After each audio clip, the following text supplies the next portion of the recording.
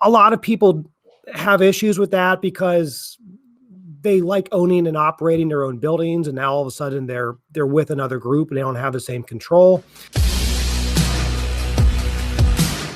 That being said, Brent, I'm curious about your thoughts on the Deferred Sales Trust as it pertains to saving a failed 1031 exchange. If you had heard of it before, we just did a deal in Georgia as a $7.6 million multifamily sale, and we saved his failed 1031, and he was able to defer all of his tax and then move it into passive multifamily deals that he doesn't have to actively manage, but he could. But he can also go back into real estate actively if he wants to, whenever he wants. So it's not a Delaware Statutory Trust; it's a Deferred Sales Trust. So have you heard about that, and what are your thoughts on that? I've heard of this where you sell your down leg and then you put money into a fund that effectively satisfies all your 1031 requirements. A lot of people have issues with that because they like owning and operating their own buildings, and now all of a sudden they're with another group and they don't have the same control. But if you're going to go out of state anyways, you're going to have to give up a lot of control because you're going to have to turn over the operations to a management company that's out of state. It's not going to be down the road 5 minutes where you can drive down and look at it. So I kind of look at it and say, if you like what they're going to invest in, and you're comfortable in the areas and in the returns, it's not that much different than just buying a deal out of state where you don't necessarily know the market. Like I mentioned, San Diego's an hour and 45-minute drive from where I am, and I completely messed up on the rents.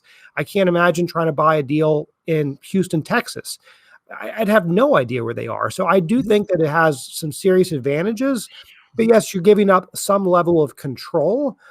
A lot of people are also doing opportunity zone investing to defer capital gains.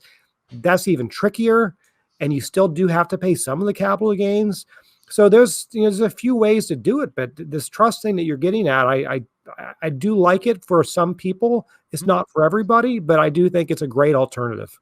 Yeah, and just to clarify, so the Delaware Statutory Trust is different than Deferred Sales Trust. And the Delaware, you get up 100% control to an operator, typically triple net deals, 1 or 2 or 3 deals, and you're buying into a portfolio, institutional quality, a lot of stuff.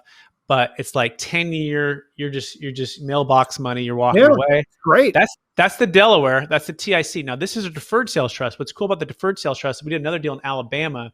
They sold a $2.6 million business, move it into the Deferred Sales Trust, and then they used the funds 2 months later to go build active multifamily. They're building 72 units, all tax deferred, not using a 1031 exchange.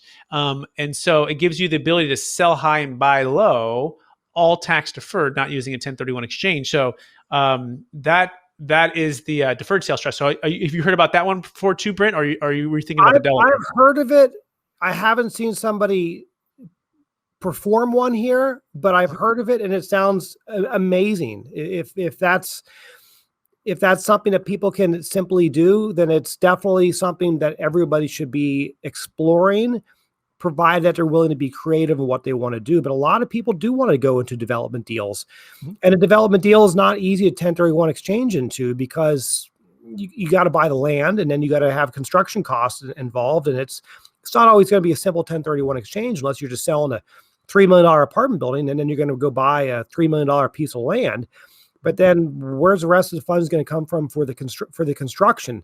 So it gets challenging. So what you're bringing up is an amazing alternative for that situation that I just laid out there. Yeah. And, the tenant common thing is something that was really popular in 06, 07, 08. Some of those things, obviously the economy didn't work out all that great in 08. Some of those things didn't work out that well, but the ones that I understand that have gone through over the last 5 years have worked out wonderfully for most people. So there's definitely other alternatives out there than the standard 1031 exchange. But a 1031 exchange, obviously, because of the simplicity and how familiar people are with it, remains obviously the most popular one. Yeah, absolutely.